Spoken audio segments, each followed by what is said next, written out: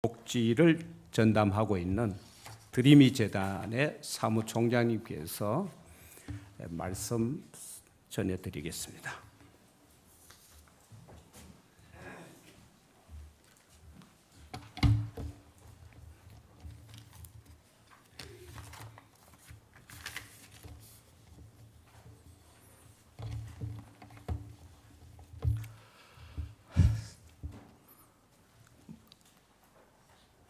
더위가 많이 가셨습니다.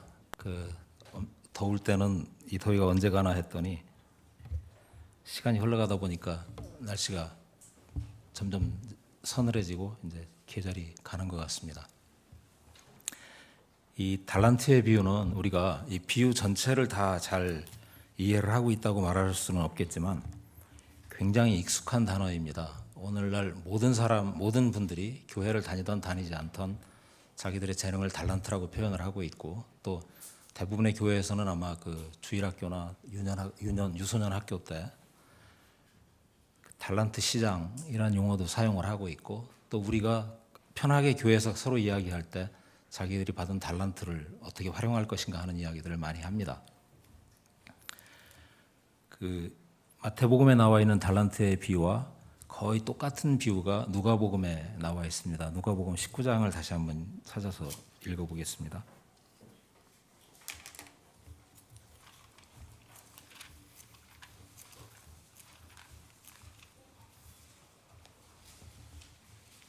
누가복음 19장 11절부터 27절까지입니다. 제가 잠깐 읽겠습니다. 그들이 이 말씀을 듣고 있을 때 비유를 더하여 말씀하시니, 이는 자기가 예루살렘에 가까이 오셨고 그들은 하나님의 나라가 당장에 나타날 줄로 생각함이더라. 이르시되 어떤 귀인이 왕위를 받아가지고 오려고 먼 나라로 갈 때 그 종 열을 불러 은화 10문화를 주며 이르되 내가 돌아올 때까지 장사하라 하니라. 그런데 그 백성이 그를 미워하여 사자를 뒤로 보내어 이르되 우리는 이 사람이 우리의 왕됨을 원하지 아니하나이다 하였더라. 귀인이 왕위를 받아가지고 돌아와서 은화를 준 종들이 각각 어떻게 장사했는지를 알고자 하여 그들을 부르니, 그 첫째가 나와 이르되 주인이여 당신의 한 문화로 10문화를 남겼나이다. 주인이 이르되 잘하였다 착한 종이여, 내가 지극히 작은 것에 충성하였으니 10고을 번세를 차지하리라 하고, 그 둘째가 와서 이르되 주인이여 당신의 한 문화로 5문화를 만들었나이다. 주인이 그에게도 이르되 너도 5고을을 차지하라 하고, 또 한 사람이 와서 이르되 주인이여 보소서 당신의 한 문화가 여기 있나이다. 내가 수건으로 쌓아두었었나이다. 이는 당신이 엄한 사람인 것을 내가 무서워함이라. 당신은 두지 않은 것을 취하고 심지 않은 것을 거두나이다. 주인이 이르되 악한 종아, 내가 네 말로 너를 심판하노니 너는 내가 두지 않은 것을 취하고 심지 않은 것을 거두는 엄한 사람인 줄로 알았느냐? 그러면 어찌하여 내 돈을 은행에 맡기지 아니하였느냐? 그리하였으면 내가 와서 그 이자와 함께 그 돈을 찾았으리라 하고, 곁에 섰는 자들에게 이르되 그 한 문화를 빼앗아 10문화 있는 자에게 주라 하니, 그들이 이르되 주여 이미 그에게 10문화가 있나이다. 주인이 이르되 내가 너희에게 말하노니 무릇 있는 자는 받겠고 없는 자는 그 있는 것도 빼앗기리라. 그리고 내가 왕됨을 원하지 아니하던 저 원수들을 이리로 끌어다가 내 앞에서 죽이라 하였느니라.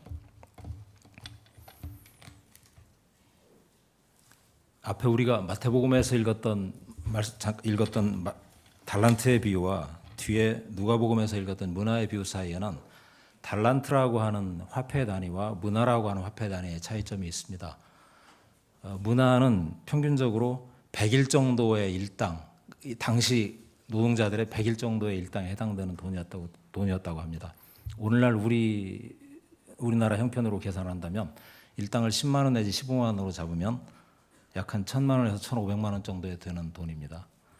그리고 달란트는 그 문화보다 600배가 많습니다. 지금 우리나라 화폐로 계산하면 한 달란트는 약 한 6억 원 정도, 6억 원에서 12억 원 정도. 금으로 계산할 때는 좀 더 많아지고 화폐 단위로 계산할 때는 조금 줄어듭니다. 대충 6억에서 10억 정도의 돈. 그러니까 달란트의 비유, 마태복음에 나와 있는 세 종은 좀 더 많이 받았죠. 그리고 문화의 비유에서는 주인이 주신 그 돈의 액수가 좀 많이 작습니다. 그리고 달란트의 비유에서는 세 종에게 한 종은 5달란트, 한 종은 2달란트, 또 한 종은 1달란트 이렇게 각각 재능대로 부여받은 액수가 좀 다릅니다. 그런데 문화에 비유해서는 10명의 종들에게 똑같이 한 문화씩 주셨습니다. 그리고 장사하란 명령이 명확하게 달란트 비유에서 나오고 문화에 비유에서는 장사하라고 하는 명령은 하시지 않으셨습니다. 그런데 달란트의 비유보다 아까 우리가 읽었던 문화의 비유를 보면 문화를 주시게 된 배경이 좀 더 자세하게 설명이 되어 있습니다. 누가복음 19장을 제가 다시 보겠습니다. 문화를 주시게 된 배경으로 예수님께서 이때가 바로 앞절에 삭개오를 만나시고 삭개오와 말씀을 나누신 것이 나옵니다. 삭개오는 아시다시피 세리였고 주님이 지나가신다는 소리를 듣고 주님을 보기 위해서 키가 작았기 때문에 뽕나무에 올라갔다가 주님을 만난 사람입니다.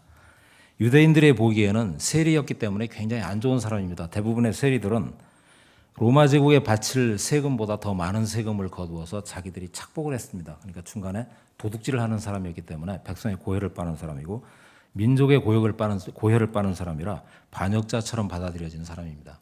근데 그 사람이 올라갔다 내려온 또 자기가 누구에게 속에 빼앗은 것이 있으면 네 갑절이나 갚겠나이다. 예수님이 그 집에 들어가십니다.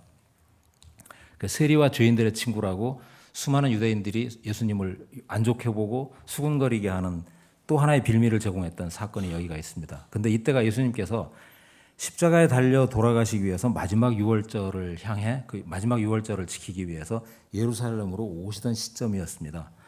그때 말씀이라 그런지 11절에 배경 설명을 이렇게 합니다. 그들이 이 말씀을 듣고 있을 때 비유를 더하여 말씀하시니, 비유를 다시 한번 말씀을 하시는데, 이는 자기가 예루살렘에 가까이 오셨고, 가까이 오셨다는 얘기는 당신은 돌아가시려고 오셨습니다. 십자가에 달려 돌아가셔야 되거든요. 그런데 듣고 있는 사람들은 그들은 하나님의 나라가 당장에 나타날 줄로 생각함이더라. 예수님이 3년 반 동안 굉장히 많은 이적을 행하셨습니다. 5병이요 7병이요 보리떡 5개 물고기 2마리 가지고 굶주린 백성 5,000명을 먹이셨는데, 그때 5,000명이면 20살 이상의 남자만 헤아렸기 때문에 평균 곱하기 4 정도를 하면 한 2만 명 정도에 해당되는 사람들을 보리떡 5개하고 물고기 2마리를 가지고 그냥 이렇게 계속 떼어주시면서 그걸 먹게 하신 겁니다. 그리고 병든 자도 고치셨고 죽은 자도 살리셨고, 죽은 나사로를 살리신 게 바로 앞전이거든요. 수없이 많은 이적을 행하셨습니다. 이렇게 이적을 행하실 수 있는 분을 왕으로 모시면 그 나라는 주변 국가의 침략으로부터 전혀 염려할 필요가 없습니다. 또는 기근이나 한발이나 홍수나 이런 자연재해로부터도 염려할 필요가 없습니다. 이 왕은 모든 것을 해결할 수 있는 전능한 왕입니다.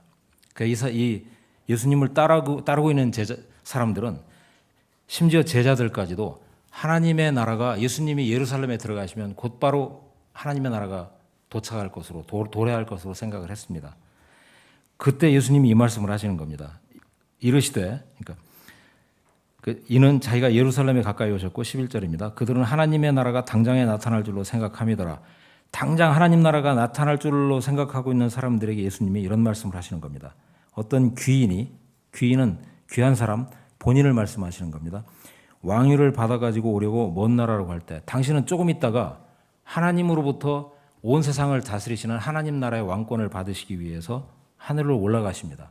부활해서 올라가시는데, 부활해서 올라가시기 전에 십자가상에 죽음이 있으셔야 됩니다. 그러면서 종 열을 불렀습니다. 그리고 열에게 한 문화씩을 맡기셨습니다. 앞에 마태복음에서는 그게 달란트로 나옵니다. 여기 우리가 생각해 봐야 될 부분이 있습니다. 달란트라고 표현을 하던 문화라고 표현을 하던, 우리가 그냥 태어나면서 가지고 있던 우리의 재능, 달란트란 단어는 그런 오해의 소지가 좀 있습니다. 또 그것이 반드시 그렇지 않다고 말할 수는 없겠지만, 태어날 때부터 가지고 있었던 우리의 재능을 달란트라고 이해를 하면 이 하나님 말씀이 상당히 많이 잘 이해가 되지 않습니다. 예를 들어 달란트를 많이 받은 사람, 그 축구 선수 메시나 호날두나 우리나라 손흥민 선수 같은 경우에 달란트를 참 많이 받았습니다. 똑같은 시간을 똑같이 연습을 해도 확실히 뛰어난 사람들이 있습니다. 공부할 때도 그렇고 노래할 때도 그렇고 미술을 그릴 때도 그렇습니다. 또는 사업 분야에서도 그럴 수 있습니다. 똑같이 노력을 해도 어떤 사람은 훨씬 더 많은 성과를 나타내고 어떤 사람은 열심히 노력은 하는데 노력하는 방향이 틀렸던 어찌됐든 별로 성과가 나타나지 않는 경우들이 많이 있습니다. 이것이 달란트라고 한다면 달란트를 발전시킬 수 없는, 개발시킬 수 없는 어떤 그런 환경에 태어난 사람들, 예를 들어서 아프리카 오지에 태어나가지고 축구공 평생 구경도 못하고 살든지 미술도구나 악기를 한 번도 보지 못하고 사는 사람들의 경우 그 주어진 달란트를 발견도 못하고 눈곱만큼도 남기지 못하고 살다가 끝나게 될 겁니다. 환경이 주어지지 않은 상황에서 그렇게 살다가 죽었는데 예수님께 달란트를 고스란히 하나도 남기지 못했다고 꾸중을 받는다면 그건 참 답답한 일일 것입니다. 근데 우리가 여기서 보면 알 수 있는 것이 아까 문화의 비유에서는 좀 더 배경이 정확하게 이해가 갑니다. 예수님은 예루살렘에 오십니다. 왕이 되기 위해서 오신 것이 아니라 돌아가시기 위해서 오십니다. 돌아가셨다가 어떤 일을 해결하시고 그리고 다시 부활을 하셔서 하나님 우편에 가 계시면서 어떤 일련의 일들이 이루어진 다음에 다시 왕으로 오십니다. 예수님 알고 계십니다. 제자들 몰랐고 백성들 몰랐습니다. 그러면서 자기 제자, 자기 말을 듣는 사람들에게 주신 선물이 달란트고 또는 문화입니다. 달란트와 문화는 종말론을 전제한, 세상의 종말을 전제한 종말론적 선물입니다. 하나님께서 주신 선물입니다. 이 지상은 끝난다는 전제하에, 세상의 역사 끝나고 세상의 왕국이 끝난다는 전제하에 하나님께서 하나님이 갖고 계신 것을 주신 것이 달란트고 문화입니다. 자기 것을 주셨습니다. 우리가 본래 갖고 있던 것이 아니라. 재능에 따라 더 주시고 덜 주시고 하는 부분과 또는 재능을 별로 문화처럼 재능과 관계없이 똑같이 하나를 주신 것. 본질적으로 따지면은 본질상 하나님의 생명과 하나님 말씀이 같으니까 문화의 비유가 더 정확할 수 있을 것 같고, 그러나 역시 하나님의 선물과 하나님의 은사라 하더라도 어떤 사람은 더 많이 받은 사람이 있고 어떤 사람은 더 적게 받은 사람이 있는 것으로 봐서 그렇게 따진다면 달란트의 비유가 더 적합할 수도 있을 것 같습니다. 달란트의 비유와 문화의 비유에서 우리는 세 종류, 그러니까 크게 따지면 세 종류지만 다시 따지면 두 종류의 사람을 볼 수가 있습니다. 한 사람은 남긴 사람, 5이 되었건 10이 되었건 남긴 사람, 5, 2 또는 15 이렇게 남긴 사람과 남기지 아니한 사람. 근데 그 앞부분에서 다시 한번 우리가 생각을 해보면 받은 사람과 받지 아니한 사람을 먼저 구분을 해야 됩니다. 달란트를 받은 사람들이 있습니다. 10명의 종들은 문화를 받았고요. 여기 3명의 종은 5달란트, 2달란트, 1달란트를 받았습니다. 그런데 온 세상의 모든 사람들이 다 달란트를 받았고 문화를 받지 않았습니다. 당신의 종들이 받았습니다.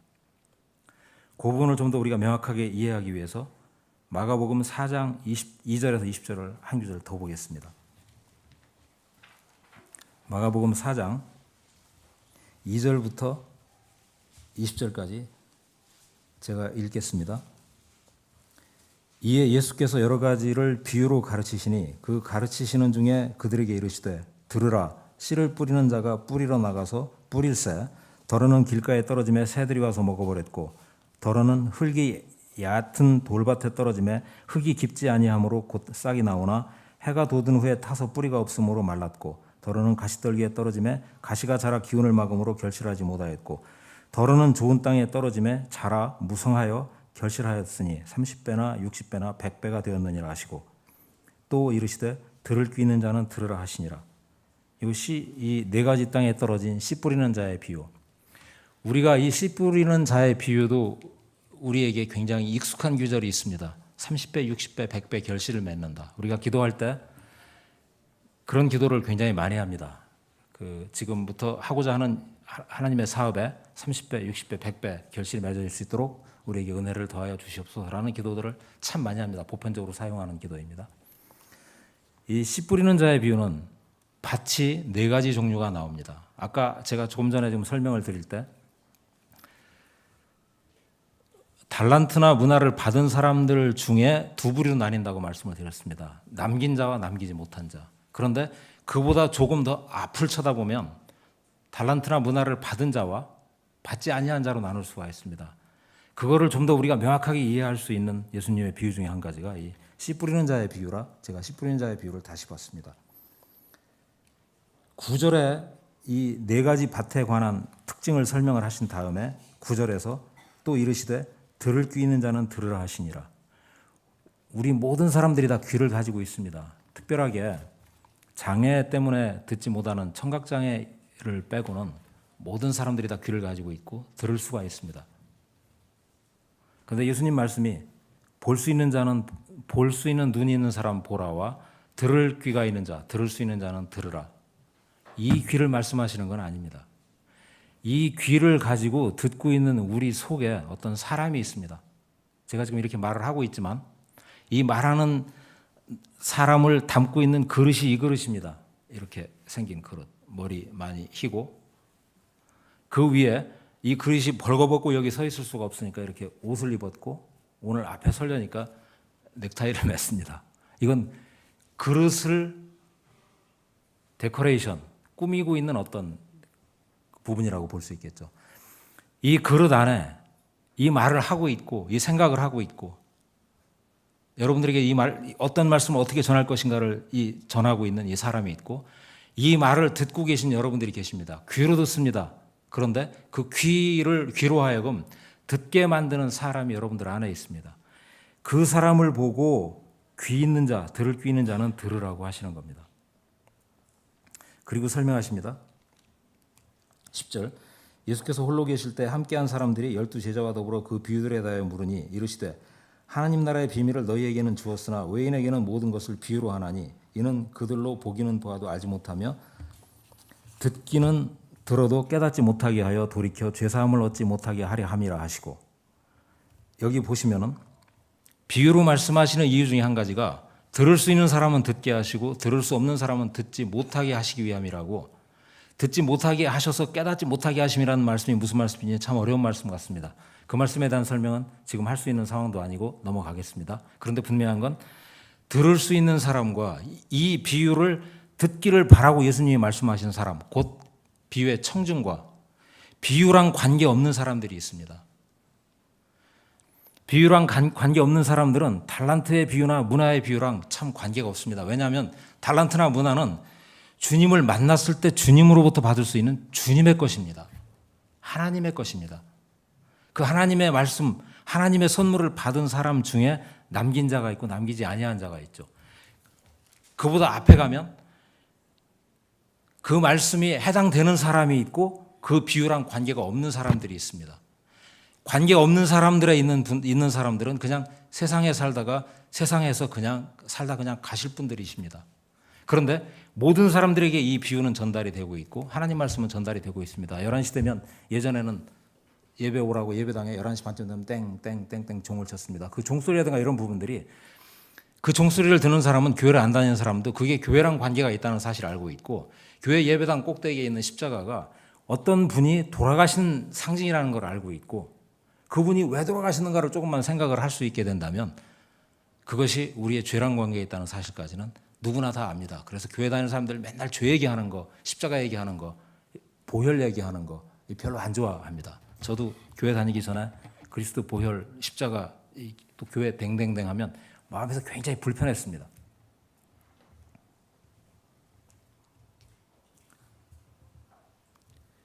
(14절부터) 14절에 또 이르시되 13절 이 말씀이 꽤 중요한 말씀인 것 같습니다. 마가복음 4장 13절입니다. 또 이르시되 너희가 이 비유를 알지 못할진대 어떻게 모든 비유를 알겠느냐.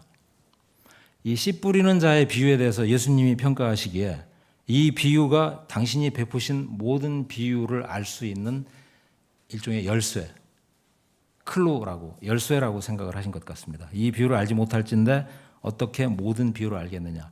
즉 이 비유에 관한 기본적인 말씀의 말씀의 이해로부터 달란트의 비유나 문화의 비유나 다른 여러 가지 비유들, 하나님 나라에 관한 비유들을 우리가 이해할 수 있는 근거가 된다는 말씀입니다. 그리고 나서 이제 말씀에 뿌리워지는 부분에 관한 설명을 합니다. 14절 뿌리는 자는 말씀을 뿌리는 것이라. 뿌리는 자는 농부, 씨를 뿌리는 자. 하나님의 아들이실 수 있고 하나님이실 수 있고 성령 하나님이실 수 있습니다. 어쨌든 하나님께서 씨를 뿌리십니다. 뿌리는 자는 말씀을 뿌린다. 여기 뿌려진 씨는 말씀이라고 주님이 설명을 하십니다. 말씀이 길가에 뿌려졌다는 것은 이들을 가르치미니 곧 말씀을 들을 때 사단이 즉시 와서 그들에게 뿌려진 말씀을 빼앗는 것이다. 길가는 사람도 밟고 지나가고 소, 말도 밟고 지나가고 차량도 밟고 지나가고 요즘은 아스팔트를 깔아놨습니다. 단단하게 이를 데 없는 땅입니다. 단단하게 이를 데 없는 땅에 씨를 뿌리면 그 씨는 그냥 길 위에 이렇게 놓여져 있습니다. 그건 곧바로 새가 와서 주워 먹습니다. 하나님 말씀이 뿌려지되 하나님 말씀을 듣되 예수 그리스도와 관련된 일련의 이야기들을 듣되 무심하게 듣는 사람들은 길가에 뿌려진 씨와 같습니다. 그 사람들은 듣고 나서 돌이키는 순간 잊어버립니다. 본인은 잊어버렸지만 하나님 보시기에는 사단이 새가 와서 집어먹은 것으로 판단을 하시는 것 같습니다. 두 번째 16절 또 이와 같이 돌밭에 뿌려졌다는 것은 이들을 가리킴이니 곧 말씀을 들을 때 즉시 기쁨으로 받으나 그 속에 뿌리가 없어 잠깐 견디다가 말씀으로 인하여 환난이나 박해가 일어나는 때는 곧 넘어지는 자요.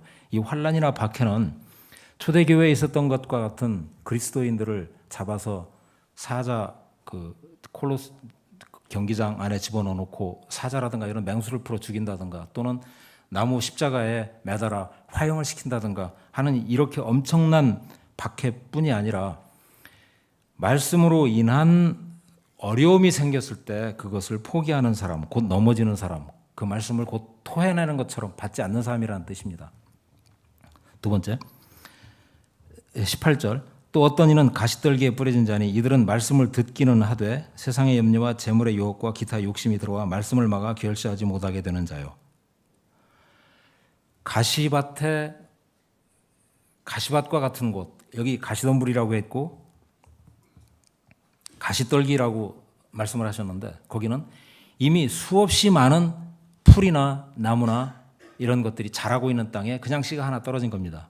근데 거기는 씨가 땅에 들어가서 나오기는 나왔는데 뒤에 말씀하신 대로 세상의 염려, 재물의 유혹, 기타 욕심이 들어오는 순간 결실을 하지 못하고 밑에서 조금 자라는 것 같다가 그냥 시들어 버리는 자가 이 가시떨기, 가시밭에 떨어진 자입니다. 20절 좋은 땅에 뿌려졌다는 것은 곧 말씀을 듣고 받아 30배, 60배, 100배의 결실을 하는 자니라. 여기에 씨가 하나가 떨어졌는데 그 씨가 자라나서 예를 들어 밀이라고 생각을 하고 밀이 열매를 맞으면 그 열매가 30개가 되는지 60개가 되는지 100개가 되는지 모르겠지만 하나의 씨가 죽어 올라가면 수십 개, 30개, 60배, 100배의 결실이 맺어집니다. 여기도 하나가 30배, 60배, 100배, 배수는 다르지만 하나가 들어가서 동일한 것들이 남았습니다. 문화에서도 남았고 달란트에서도 남았습니다. 남는 사람은 좋은 땅에 뿌려진 사람이 남습니다. 아까 말씀을 다시 달란트의 비유로 돌아갑니다. 5달란트 받은 사람 5달란트가 남았습니다. 2달란트 받은 사람은 2달란트가 남았습니다. 1달란트 받은 사람은 그냥 땅에 가서 묻어두었습니다. 그리고 돌아와서 핑계를 댑니다. 당신은 굳은 사람이라 여기 이 핑계가 이 무슨 말씀인지 참 이 핑계도 쉽지는 않습니다. 마태복음 25장 24절에 보면은 1달란트 받았던 자는 와서 이르되 주인이여 이 사람도 주님이 주인인 건 압니다. 주인이여라고 부릅니다.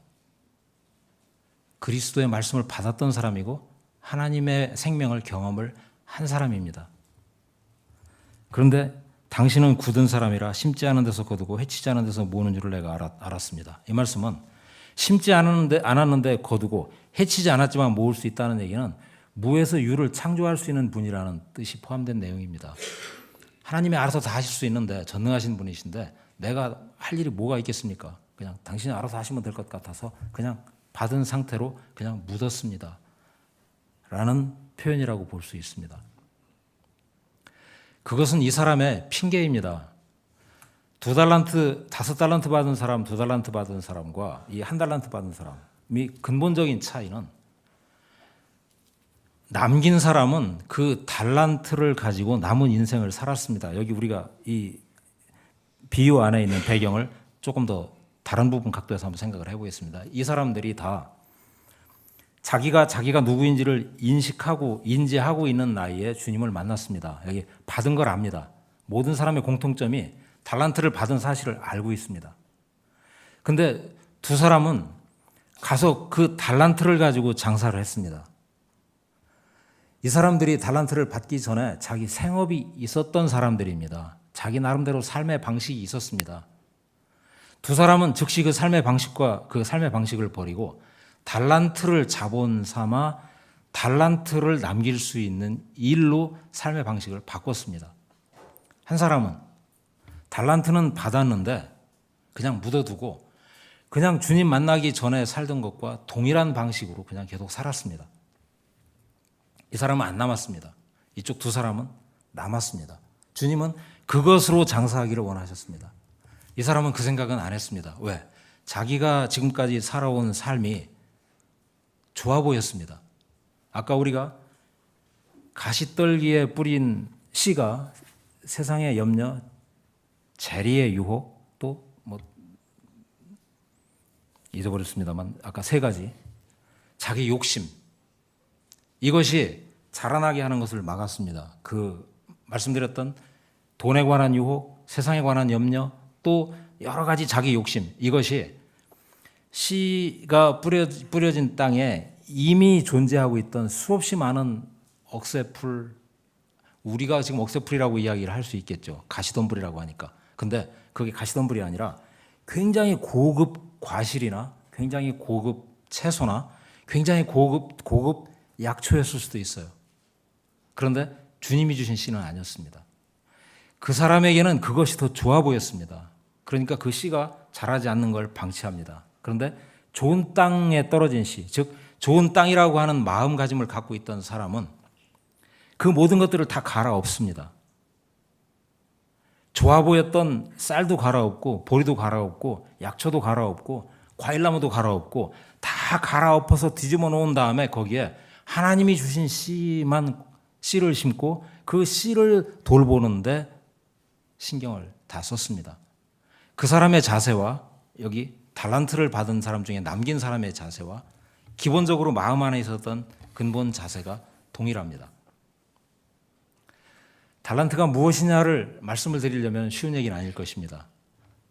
또 달란트라고 하지 않고 문화라고 하는 문화의 비유를 가지고 우리가 말씀을 생각한다면 우리가 지금까지 생각하고 있는 그냥 하나님으로부터 받은 어떤 재능이라고 하는 의미에서의 달란트, 육신적인 것들을 다 포함한 그 달란트, 그것이 하나님으로부터 받은 것이 아니라고 말할 수는 없지만 여기 지금 이 비유에서 말씀하시고 있는 것과 따진다면 이 말씀을 기반으로 생각을 한다면 딱 그 말씀은 아닙니다. 씨를 뿌리는 자가 와서 뿌린 씨, 예수님이 설명하신 방식대로 하나님 말씀. 땅은 사람들의 상태를 말합니다. 오늘날 우리의 상태. 그 중에 세 땅은 아예 첫 번째 땅은 말씀 자체가 뿌리도 내리지를 못합니다. 그냥 떨어지면 새가 와서 먹고 끝납니다. 두 번째 땅은 잠깐 뿌리는 내리는 것 같은데 돌밭이니까 뿌리가 깊이 들어갈 수가 없습니다. 밑에 돌을 갈질 않았거든요. 세 번째는 그럭저럭 뭐가 자라고 있는 곳에 왔는데 싹이 났는데 이미 앞에 존재하고 있던 수없이 많은 채소들 때문에 가시 때문에 하나님 눈에 보이기에는 그것이 가시입니다. 그 가시 때문에 그런데 농부의 눈에 보기에는 그것이 굉장히 귀중한 약초일 수도 있고 곡식일 수도 있고 채소일 수도 있습니다. 그 때문에 이 사람은 그걸 갈지 않았습니다. 그러다 보니까 씨가 자라는 것 같다가 그냥 그대로 머물러 버렸고 결실을 하지 못했습니다. 이 결실하지 못한 상태와 여기 나와 있는 한 달란트 받은 사람의 자세와가 거의 동일한 상태입니다. 앞부분 아까 우리 여기 말씀에 이 달란트 비유에서도 예수님께서 말씀을 하십니다. 설명을 하실 때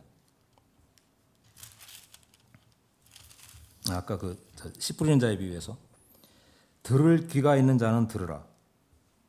이 비유 끝에 들을 귀가 있는 자는 들으라라고 하는 말씀.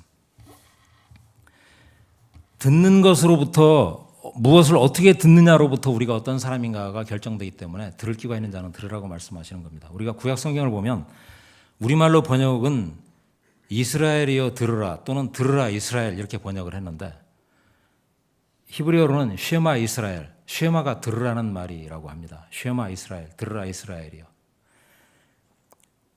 예수님께서 하신 말씀 중에도 들을 끼는 자는 들으라 또는 들으라, 와서 들으라, 와서 보라. 이 들으라는 말 안에 우리가 앉아 있으면서 누군가 이야기를 하면 듣습니다. 귀가 있으니까 들립니다. 그런데 우리 내면에서 그 무슨 말씀을 하는지에 대해서 관심을 갖지 아니하고 들으면 그냥 울리는 꽹가리처럼 지나갑니다. 이렇게 소음으로 지나갑니다. 듣질 않습니다.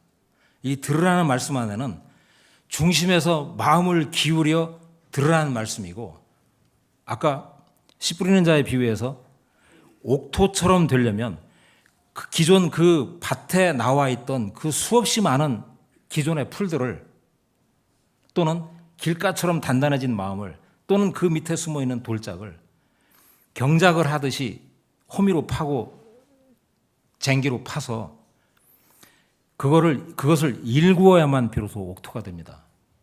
그 일구기 위해서 하나님께서 말씀을 하시는 겁니다. 죄와 사망 때문에 그리고 살아온 습관 때문에 굳어져 있고 듣지 아니하고 이 말씀의 의미가 무엇인지를 모르고 그냥 주어진 일생 그냥 살다가 가는 사람들에게 들으라 이스라엘이여. 또 오늘날 우리들에게 말한다면 여러분들은 들으십시오. 들으라 사람들이여, 들으라 죄인들이여. 그 말에 안에 있는 핵심이 복음적 내용이 하나님 말씀과 그 말씀을 이루시기 위해서 하나님께서 하신 일련의 일들이 있습니다. 즉 옥토에 해당되는 사람, 좋은 땅에 해당되는 사람, 그리고 다시 달란트를 남길 수 있었던 종이 가지고 있었던 기본적인 마음의 자세는 들을 귀가 있는 자였고, 들을 귀가 있는 자는 마음이 가난한 자입니다. 내가 무엇인가를 가지고 있지 않다는 사실을 알았을 때, 그리고 내가 지금까지 살아온 삶의 결과가 결국 어쩌면 이렇게 끝나면 그냥 허무하게 끝나든지, 또는 말씀을 듣다 보니까 죄와 사망 때문에 상상할 수 없는 형벌이 기다리는 지옥을 가야 된다는 걸 깨달았다 할지, 그런 상황이 되면 우리 마음은 저절로 가난해집니다. 그 앞에 나와 있던 그 모든 가시덤불 또는 뭐 아까 말씀드렸지만 좋은 곡식일 수도 있을 거고 좋은 약초일 수도 있습니다. 또 그 안에 숨어 있는 고집스러운 돌, 그리고 누가 무슨 말을 하더라도 심상히 듣고 아이고 그냥 당장 오늘 내일도 쉽지 않은 인생인데 뭐 죽은 다음까지 생각할 시간이 있겠나, 생각들을 그렇게들 많이 말을 합니다. 당장 살기 바쁜데 죽은 다음 일까지 교회 뭐 좀 늙어서 힘없으면 가지, 그때 가서 앉아서 듣지, 시간이 내게 아니거든요. 그 길가 같은 땅을 그걸 깨부실 수 있는 유일한 방법이 역시 하나님 말씀입니다. 죄와 심판에 관한 말씀, 우리 운명에 관한 말씀, 우리가 이대로 살았을 때 그 결론이 어찌 되어질 것인지에 관한 하나님의 경고, 그 말씀들이, 그 말씀에 귀를 기울이면 우리가 가난한 자며 저주받은 자며 하나님 앞에 설 수 없는 자라는 사실을 깨닫게 됩니다. 그 사람이 좋은 땅이고 마음이 가난한 자고, 그 기본 마음 안에서 하나님의 달란트를 받았을 때 그 사람은 그 달란트를 가지고 장사를 할 수밖에 없고, 그리고 그 달란트가 남습니다. 여기 옥토에 떨어진 시처럼 30배, 60배, 100배의 결실을 맺습니다. 달란트가 우리가 갖고 태어날 때 우리에게 주어졌던 선천적인 어떤 재능이 아니라고 단정적으로 말씀드릴 수는 없습니다. 그러나 가장 중요한 건 그것이 설령 우리에게 주어진 선천적인 재능을 활용한다 하더라도 분명한 것은 하나님의 심판, 아까 제가 종말론적 사건이라고, 이게 종말론적 선물이라고 말씀드렸죠. 이 달란트를 받는 순간 그 세상은 끝납니다. 지금까지 살아왔던 그 사람의 세상이 끝나는 것입니다. 그리고 일정 시간이 돼서 그 귀인이 왕위를 받아갖고 오는 날 그 세상은 그냥 강제적으로 끝나버립니다. 실제로 인류 역사가 끝납니다. 그거를 앞서서 미리 경험을 하는 것입니다. 그 종말적인 경험, 자기 개인의 종말에 관계된 경험, 심판과 부활에 관계된 경험. 우리가 구원이라는 단어를 쓰고 죄사함이라는 단어를 쓰고 거듭남이라는 단어를 쓰는데 거의 같은 의미로 씁니다. 조금 차이가 있습니다. 죄사함은 지은 죄가 있을 때 그것을 용서받는 것이 죄사함이고요. 구원은 어딘가에 안 좋은 상태에 있는 걸 이렇게 세이브된 거, 이렇게 구속함을 받은 게 구원입니다. 좀 수동적이고 어떤 상태를 벗어나는 의미가 강하게 있습니다. 근데 거듭남은 그거랑 같은 내용이지만 결론은 같지만 다른 의미가, 한 번 태어난 사람 그 인생으로는 하나님의 나라에 도달할 수 없다는 뜻입니다. 다시 한 번 나야 됩니다. 그 다시 한 번 나는 것이 이렇게 그 씨를, 하나님의 말씀의 씨를 받아들이면서 옥토로 바뀌든지, 옥토로 바뀌어갖고 받아들이든지, 그래서 씨 없는 땅이었다가 씨 없는 밭이었다가 하나님의 말씀의 씨가 떨어진 땅으로 되는 것이 거듭나는 것입니다. 요 달란트 없는 수없이 많은 사람들, 받지 못한 사람들, 문화를 받지 못한 사람들 속에서 가난한 자, 마음이 가난한 자, 자기의 죄와 죽음 때문에 고통하고 회개하는 자, 이것을 심판하시는 하나님의 말씀을 듣고 그 앞에 두려워서 떠는 자가 되었다가 그 말씀을 듣고 그 말씀이 그 안에 뿌려질 때, 그것이 달란트이고 문화입니다. 그 말씀에 의해서 내 재능이 변화되었다면 그때는 그 변화된 재능이 하나님을 위해서 사용되어질 수 있는 재능이 되겠죠. 그런데 그렇지 아니하다면 그냥 여기서 살다 여기서 많이 남기고 가더라도 그 남기고 간 사람은 별다른 칭찬을 받지 못합니다. 모차르트, 베토벤, 슈베르트 굉장히 훌륭한 작곡가들입니다. 그분들이 그리스도인인지 아닌지 제가 정확하게 잘 모르겠습니다만 음악적 재능이 있었습니다. 엄청난 작곡들을 했고, 특히 모차르트 같은 분은 뭐 그 이후 음악 공부하는 분들이 더 이상 작곡할 수 있는 대위법을 사용할 수 없을 만큼 모든 대위법을 다 사용하셨대요. 근데 그가 그렇게 수없이 많은 음악을 작곡한 것 가지고 하나님 앞에 칭찬받지 못합니다.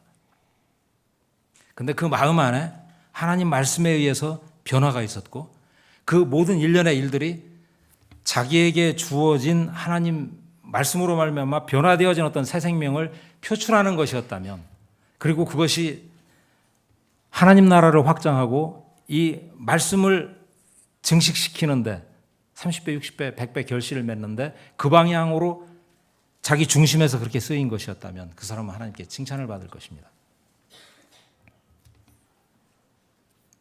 달란트의 비유와 또는 문화의 비유, 그것을 이해할 수 있는 어떤 한 부분이 결실을 맺는 땅이냐 그렇지 아니하냐. 이 씨는 우리 것이 아닙니다. 씨를 뿌리는 자는 하나님이십니다. 그런데 어떤 사람은 그 씨를 받아들이고 그리고 결실이 맺어지고, 어떤 사람은 그 씨가 그냥 지나갑니다. 이 받은 사람과 받지 아니한 사람을 구분할 때 이쪽은 그냥 자연인, 이쪽은 받는 순간 말씀으로 변화되었기 때문에 거듭난 사람, 거듭난 사람 안에 다시 남길 수 있는 자, 남긴 자, 남기지 못한 자.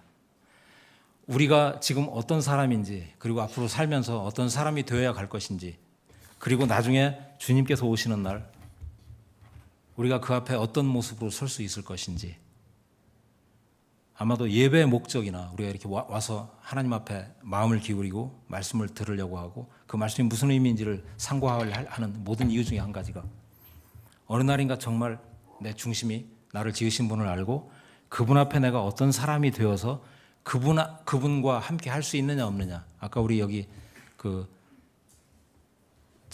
네 분 나오셔갖고 찬송 인도하실 때 나팔 불 때 나의 이름에서 이동원 장로님이 거기다가 나의 이름 자리에 본인의 이름을 넣자고 말씀하셨어요. 본인의 이름을 넣는 것만 가지고 하나님의 자녀가 되지는 못합니다. 말씀을 받을 수 있는 옥토가 되어야 됩니다. 내 죄와 사망으로 맺을 수밖에 없는 내 인생에 대한 결론, 내 인생의 어떤 본질적인 부분, 그리스도인이 된 이후도 무엇인가 그 부분에서 좀 부족하고 내가 하고 있는 일련의 일들이 하나님께서 내게 맡기시고자 하는 일 또는 맡기신 일보다 맡기신 일이 무엇인가도 참 고민을 많이 해야 됩니다만, 가치가 그쪽이 더 우선할 때 어쩌면 그 모든 부분들, 내가 생각하기에 좋아 보였던 부분이, 심지어 거기에 이것이 하나님의 일일 거라고 생각하고 했던 일련의 일들도 그 안에 들어갈 수가 있습니다. 유대인들이 예수님 죽일 때 하나님의 일이라고 생각하고 죽였고요. 사도 바울이 공회에서 그리스도인들을 잡아들일 수 있는 공문을 받아가지고 갈 때 그것이 하나님을 섬기는 일이라고 생각하고 갔습니다. 마음이 가난한 자, 또 들을 귀가 있는 자, 또 옥토, 그리고 달란트를 받고 그 달란트를 남긴 자, 일련의 공통점이 있습니다. 저를 포함 우리 모두가 하나님 앞에 서는 날 마음으로부터 주님이 우리에게 말씀하실 때 잘하였도다 착하고 충성된 종아, 내가 너에게 맡긴 일에 충성하였으니 내가 너에게 더 많은 것을 맡기겠다 라고 하는 칭찬을 받으실 수 있는 여러분들이 되시기를 기원합니다. 잠깐 기도드리겠습니다.